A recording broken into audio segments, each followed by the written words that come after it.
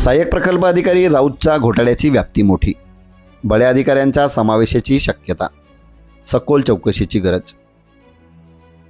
न्यायालयाने सुनावली 27 मार्चपर्यंत पोलीस कोठडी. शासकीय वसतिगृहातील भोजन पुरवठा देयकात सुमारे 25 लाख रुपयांचा गैरव्यवहार प्रकरणी अटक करण्यात आलेल्या एकात्मिक आदिवासी विकास प्रकल्पातील सहाय्यक अधिकारी उत्तम नागोजी राऊत याला न्यायालयाने 27 मार्चपर्यंत पोलीस कोठडी सुनावली आहे. या घोटाळ्याची व्याप्ती मोठी असून यामध्ये इतर वरिष्ठ अधिकाऱ्यांचाही सहभाग असण्याची शक्यता पोलिसांनी व्यक्त केली आहे. छत्रपती संभाजीनगर येथे कार्यरत असताना शासकीय वसतिगृहाचा भोजन पुरवठा देयकात गैरव्यवहार केल्याप्रकरणी मंगळवारी पुंडलिकनगर पोलीस ठाण्याचे पोलीस उपनिरीक्षक विनोद भालेराव यांनी तळोदा येथून राऊत याला अटक केली. त्यानंतर त्याला रात्री उशिरा छत्रपती संभाजीनगर येथे आणण्यात आले. बुधवारी दिनांक 25 रोजी सहाय्यक पोलीस निरीक्षक शिवप्रसाद कराडे यांनी त्याला प्रथम वर्ग न्यायदंडाधिकारी क्रमांक 9 न्यायाधीश BD चौकट यांच्या न्यायालयात हजर केले.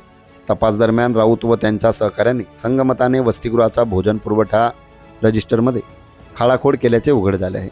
बनावट हजेरीपत्रके तयार करून विद्यार्थ्यांची संख्या कृत्रिमरित्या वाढवून दाखविण्यात आली आणि त्या आधारे शासनाकडे खोटे देयक सादर करण्यात आले. या माध्यमातून सुमारे 38 लाख रुपयांचा निधी अपहार केल्याचा आरोप आहे. या प्रकरणात आणखी काही आरोपींची अटक बाकी असून मोठ्या अधिकाऱ्यांचा सहभाग असण्याची शक्यता नाकारता येत नाही. त्यामुळे सखोल चौकशीसाठी राऊत यांची पोलीस कोठडी आवश्यक असल्याचे पोलिसांनी न्यायालयात नमूद केले. यानंतर न्यायालयाने राऊत याला 27 मार्चपर्यंत पोलीस कोठडी दिली आहे.